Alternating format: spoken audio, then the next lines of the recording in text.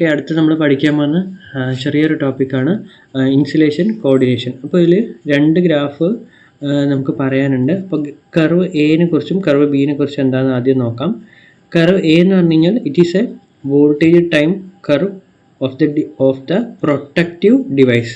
അപ്പോൾ protective device എന്ന് പറഞ്ഞു കഴിഞ്ഞാൽ ഇപ്പോൾ നമ്മൾ ട്രാൻസ്ഫോമറാണ് നമുക്ക് പ്രൊട്ടക്റ്റ് ചെയ്യേണ്ടതെന്നുണ്ടെങ്കിൽ ഈ പ്രൊട്ടക്റ്റ് ചെയ്യാൻ ഉപയോഗിക്കുന്ന എന്തെങ്കിലും എക്യുപ്മെൻറ്റ്സ്, ഇപ്പോൾ ലൈറ്റ്നിങ് അറസ്റ്റർ ആവാം, അല്ലെങ്കിൽ ഒരു പൈലറ്റ് വയേഴ്സ് ഉപയോഗിച്ചിട്ടുള്ള രണ്ടും തമ്മിലുള്ള ഇമ്പിഡൻസ് റിലേ ആവാം, എന്ത് റിലേസ് വേണമെങ്കിലും ആവാം.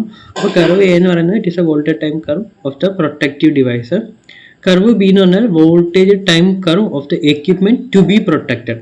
ഓക്കെ, അപ്പോൾ ബി എന്ന് പറയുന്നത് ആരാണ്? ഇവിടെ ട്രാൻസ്ഫോമർ ആണ് ടു ബി പ്രൊട്ടക്റ്റഡ്. ഓക്കെ, ഇത് പ്രൊട്ടക്റ്റ് ചെയ്യേണ്ട ഈ ട്രാൻസ്ഫോമറിനെ പ്രൊട്ടക്റ്റ് ചെയ്യാൻ വേണ്ടി നമ്മൾ ഉപയോഗിക്കുന്ന ഡിവൈസാണ് ഫസ്റ്റ് വൺ കർവ് എ കാണിച്ചിരിക്കുന്നത്. ഇത് കർവ് ബി ആണ് ഉള്ളത്. അപ്പോൾ ഇപ്പോൾ കർവ് ബി എന്ന് പറഞ്ഞു കഴിഞ്ഞാൽ നമുക്ക് എല്ലാവർക്കും അറിയാം the voltage time curve of equipment to be protected. അപ്പോൾ ഇവിടെ ട്രാൻസ്ഫോമർ ആണെന്ന് വിചാരിക്കാം. അപ്പോൾ ഈ ട്രാൻസ്ഫോമറിൻ്റെ വോൾട്ടേജ് ടൈം ഗ്രാഫാണ് ഇവിടെ കാണിച്ചിരിക്കുന്നത്. അപ്പോൾ നമ്മൾ ഉപയോഗിക്കുന്ന പ്രൊട്ടക്റ്റീവ് ഡിവൈസിൻ്റെ ഗ്രാഫ് ഇവിടെ താഴെയും. അപ്പോൾ ഇവിടെ 100 വോൾട്ട് വന്നു കഴിഞ്ഞാൽ ഈ ഡിവൈസ് ബ്രേക്കപ്പ് ആവുകയാണെന്നുണ്ടെങ്കിൽ നമ്മൾ ഉപയോഗിക്കുന്ന പ്രൊട്ടക്റ്റീവ് ഡിവൈസ് 90 എത്തുമ്പോൾ തന്നെ ആ സാധനം ഈ ഒരു ഡിവൈസിനെ മാക്സിമം പ്രൊട്ടക്റ്റ് ചെയ്യാൻ വേണ്ടി ഉള്ള മുൻകരുതലുകൾ എടുക്കണം. ഓക്കെ, അപ്പോൾ 100 വോൾട്ടാണ് ഈ ഡിവൈസിൻ്റെ മാക്സിമം ഡാമേജ് അല്ലെങ്കിൽ ഇൻസുലേഷൻ ബ്രേക്കപ്പ് ആവണമെന്നുണ്ടെങ്കിൽ നമ്മൾ ഉപയോഗിക്കുന്ന പ്രൊട്ടക്റ്റിംഗ് സ്കീം എന്ന് പറയുന്നത് അപ്രോക്സിമേറ്റ്ലി 90 വോൾട്ട് എത്തുമ്പോൾ തന്നെ ഇതിൻ്റെ ഡിവൈസിനെ കംപ്ലീറ്റ് പ്രൊട്ടക്റ്റ് ചെയ്യുന്ന രീതിയിൽ വർക്ക് ചെയ്യണം. ഇതിനെയാണ് നമ്മൾ ഇൻസുലേഷൻ കോർഡിനേഷൻ എന്നുള്ള വാക്കുകൊണ്ട് ഒറ്റ രീതിയിൽ നമുക്ക് പറയാൻ പറ്റുന്നത്. അപ്പോൾ ഇതിൽ എന്തൊക്കെ സംഭവങ്ങളാണ് ചെയ്യേണ്ടതെന്നാണ് നമുക്ക് പറഞ്ഞു തരേണ്ടത്. അപ്പോൾ ഇതിൽ നോക്കുമ്പോൾ നമ്മൾ ഉപയോഗിക്കുന്ന എല്ലാ ഇലക്ട്രിക്കൽ എക്യുപ്മെൻറ്റ്സും, അപ്പോൾ ട്രാൻസ്ഫോമർ ആയാലും ശരി, സർക്യൂട്ട് ബ്രേക്കേഴ്സ് ആയാലും ശരി, ഏത് എക്യുപ്മെൻറ്റ് നമ്മൾ ഉപയോഗിക്കുകയാണെന്നുണ്ടെങ്കിലും ഓരോന്നും അതിൻ്റേതായിട്ടുള്ള വോൾട്ടേജ് പ്രൊട്ടക്റ്റ് ചെയ്യുന്ന അല്ലെങ്കിൽ അതിൻ്റെ ഇൻസുലേഷൻ കാരണം അല്ലെങ്കിൽ ഇൻസുലേഷനെ പ്രൊട്ടക്റ്റ് ചെയ്യേണ്ട ആവശ്യമുണ്ട്. ഇൻസുലേഷൻ പ്രൊട്ടക്ഷൻ എന്ന് പറഞ്ഞു കഴിഞ്ഞാൽ ഇപ്പോൾ ആ ഡിവൈസ് 100 വോൾട്ടിലാണ് വർക്ക് ചെയ്യണമെന്നുണ്ടെങ്കിൽ അതിന് ആവശ്യമായിട്ടുള്ള റിക്വയർമെൻറ്റ് ഓഫ് ഇൻസുലേഷൻ എന്ന് പറഞ്ഞാൽ it can extend up to 100 volt. Okay, പക്ഷേ ഇതിനകത്ത് 110 വോൾട്ടൊക്കെ പാസ് ചെയ്ത് കഴിഞ്ഞാൽ ഇറ്റ് വിൽ ബി ഡാമേജ്. അപ്പോൾ ഇത്രയും വോൾട്ട് പോകാതെ തന്നെ ആ ഡിവൈസിലേക്ക് ആവശ്യമായിട്ടുള്ള പ്രൊട്ടക്റ്റീവ് ഡിവൈസുകൾ ഉപയോഗിക്കുന്നതിനെ ഒരു പ്രോസസ്സിനാണ് നമ്മൾ ഇൻസുലേഷൻ കോർഡിനേഷൻ എന്നുകൊണ്ട് പറയുന്നത്. അപ്പോൾ ഏത് രീതിയിലുള്ള സാധനങ്ങളാണോ വേണ്ടത് ആ രീതിയിലുള്ള കാര്യങ്ങൾ നമ്മൾ ഉപയോഗിക്കണം എന്നുള്ളതാണ് എന്തെന്ന് പറയുന്നത് ഇൻസുലേഷൻ കോർഡിനേഷൻ എന്നുള്ള വാക്കുകൊണ്ട് മീൻ ചെയ്യുന്നത്. പിന്നെ ഫൈബർ ഒപ്റ്റിക് കമ്മ്യൂണിക്കേഷൻ. ഓക്കെ, ഇന്നത്തെ രീതിയിൽ നമുക്ക് ഡാറ്റാസ് ട്രാൻസ്ഫർ ചെയ്യാൻ വേണ്ടി ഏറ്റവും കൂടുതൽ ഉപയോഗിക്കുന്ന അണ്ടർഗ്രൗണ്ട് കേബിൾസിൽ നമ്മൾ ഉപയോഗിക്കുന്ന ഏറ്റവും കൂടുതൽ ഡാറ്റ ട്രാൻസ്മിറ്റ് ചെയ്യാൻ വേണ്ടി നമ്മൾ ഉപയോഗിക്കുന്നതാണ് ഫൈബർ ഒപ്റ്റിക്സ് കേബിൾസ് എന്ന് പറയുന്നത്. അപ്പോൾ നമ്മൾ അതേപോലെ നെറ്റ് കിട്ടാനും നമ്മളിപ്പോൾ ബ്രോഡ്ബാൻഡുകളും അങ്ങനെയുള്ള കാര്യങ്ങളെല്ലാം ട്രാൻസ്മിറ്റ് ചെയ്തുകൊണ്ടിരിക്കുന്നത് ഇപ്പോൾ ഫൈബർ ഒപ്റ്റിക്സ് കേബിൾ വെച്ചിട്ടാണ്.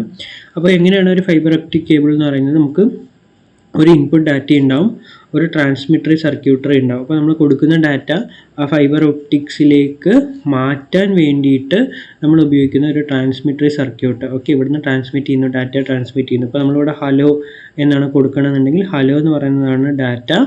ഈ ഡാറ്റയെ നമുക്ക് റിസീവിങ് എൻഡിലും ഇതേപോലെ നമുക്ക് ഹലോ എന്നുള്ള ഡാറ്റ കിട്ടണമെന്നുണ്ടെങ്കിൽ അതിലെങ്ങനെയൊക്കെയാണ് നമ്മൾ ചെയ്യുന്നതെന്നുള്ളത് നോക്കാം. അപ്പോൾ ഫൈബർ ഒപ്റ്റിക് കേബിൾസ് എന്ന് പറഞ്ഞു കഴിഞ്ഞാൽ തന്നെ നമുക്കറിയാൻ പറ്റും നമ്മൾ കൊടുക്കുന്ന ഡാറ്റേനെ ലൈറ്റ് രൂപത്തിലേക്ക് മാറ്റി അല്ലെങ്കിൽ ലൈറ്റിൻ്റെ സഹായത്തിൽ ഡാറ്റ ട്രാൻസ്മിറ്റ് ചെയ്യുന്നതാണ് ഈ ഫൈബർ ഒപ്റ്റിക് കേബിളിൻ്റെ ഏറ്റവും വലിയ പ്രത്യേകത. അപ്പോൾ നമ്മൾ കൊടുക്കുന്ന ഈ ഡാറ്റ ട്രാൻസ്മിറ്റർ സർക്യൂട്ട് വഴി ലൈറ്റ് സോഴ്സിലേക്ക് വരുന്നു. ഈ ലൈറ്റ് സോഴ്സ് ആണ് എന്ത് ചെയ്യുന്നത്? ഈ ഫൈബർ ഒപ്റ്റിക്സിൽ ഡാറ്റ ട്രാൻസ്മിറ്റ് ചെയ്യാൻ വേണ്ടി നമ്മൾ ഉപയോഗിക്കുന്നത്. എന്നിട്ട് ഈ ഫൈബർ ഒപ്റ്റിക്സിലൂടെ ഡാറ്റ അതേപോലെ റിസീവിങ് എൻഡിൽ എത്തുന്നു. ഇവിടെ ഒരു ഡിറ്റക്ടർ സർക്യൂട്ട് ഉണ്ട്, ഇവിടെ ലൈറ്റ് സോഴ്സും ഇവിടെ ഡിറ്റക്ടറും ഉണ്ട്. എന്നിട്ട് ഇവിടെ റിസീവറി സർക്യൂട്ട് ഉണ്ട്. അപ്പോൾ ഈ ഹലോ എന്നുള്ള ഡാറ്റ ഈ ഫയലിലൂടെ വന്നതിന് ശേഷം ഈ റിസീവറി സർക്യൂട്ട് വീണ്ടും നമുക്ക് ഔട്ട്സൈഡ് വേൾഡിലേക്ക് ഹലോ എന്നുള്ളത് കൊണ്ടുവരും. അപ്പോൾ നമ്മൾ ഇവിടുന്ന് ഡാറ്റ സെൻഡ് ചെയ്യുമ്പോൾ it should be encrypted. Okay, encrypted എന്ന് പറഞ്ഞാൽ ഡാറ്റ ചോരാതിരിക്കാനും ഡാറ്റയെ പ്രൊട്ടക്റ്റ് ചെയ്യാനും വേണ്ടി നമ്മൾ ഉപയോഗിക്കുന്നു. എൻക്രിപ്റ്റ് ചെയ്ത് നമ്മളിവിടെ അയക്കുന്നു, എന്നിട്ട് റിസീവിങ്ങിൽ നമ്മൾ ഡീക്രിപ്റ്റ് ചെയ്യുന്നു. എന്നിട്ട് ഡാറ്റാസ് കറക്റ്റായിട്ട് ട്രാൻസ്മിറ്റ് ചെയ്യുന്നുണ്ടോ എന്നുള്ളത് അറിയാൻ വേണ്ടിയിട്ട് ഡാറ്റാസ് എത്ര ബിറ്റ് ഉണ്ട് തുടങ്ങിയുള്ള കാര്യങ്ങളെല്ലാം നമ്മളിപ്പോൾ വയ്ക്കാറുണ്ട്.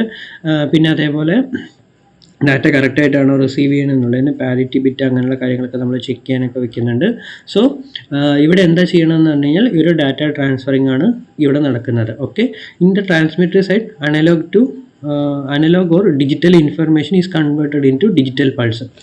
ഓക്കെ, അപ്പോൾ ഈ ട്രാൻസ്മിറ്റർ സർക്യൂട്ടിൽ എന്ത് ചെയ്യുന്നു, അനലോഗ് ഓർ ഡിജിറ്റൽ ഡാറ്റ എന്ത് ചെയ്യുന്നുണ്ട്, നമുക്ക് ട്രാൻസ്മിറ്റ് ചെയ്യുന്നുണ്ട്. ആ ട്രാൻസ്മിറ്റ് ചെയ്തത് ഡിജിറ്റൽ പൾസിലാക്കുന്നു. എന്നിട്ട് ആ digital pulse transmit through A line source. അപ്പോൾ ഇവിടുത്തെ എന്ത് ഡാറ്റാസും നമ്മൾ എന്ത് ചെയ്യുന്നു, ലൈറ്റ് സോഴ്സ് ൻ്റെ സഹായത്തോടു കൂടിയാണ് ഡാറ്റ ട്രാൻസ്മിറ്റ് ചെയ്ത് പോകുന്നു. എന്നിട്ട് പൾസ് രൂപത്തിലൂടെ ഡാറ്റ ട്രാൻസ്ഫർ ചെയ്ത് വന്നതിന് ശേഷം ഈ റിസീവിംഗ് എൻഡിൽ വരുന്നു, ഫൈബർ ഒപ്റ്റിക് കേബിൾസിൽ തിരിച്ചിവിടെ എത്തുന്നു.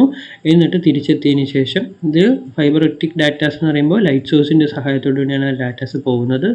ഡിറ്റക്ടറിൽ എത്തുന്നു, റിസീവർ സർക്യൂട്ടിൽ എത്തുന്നു, എന്നിട്ട് ഔട്ട്പുട്ട് ഡാറ്റാസ് നമുക്ക് കിട്ടുന്നു. ഈ രീതിയിലുള്ള ട്രാൻസ്മിഷനാണ് നമ്മൾ എന്തെന്ന് പറയുന്നത്, ഫൈബർ ഒപ്റ്റിക് കമ്മ്യൂണിക്കേഷൻ എന്ന് പറയുന്നത്. 3 പാർട്ടാണ് അതിൽ മെയിനായിട്ടുള്ളത്: transmitter, fibre optic cable, receiver. Okay, ഇത്രയാണ് നമുക്ക് ഈ 4th മോഡ്യൂളിൽ പഠിക്കാനുള്ളത്.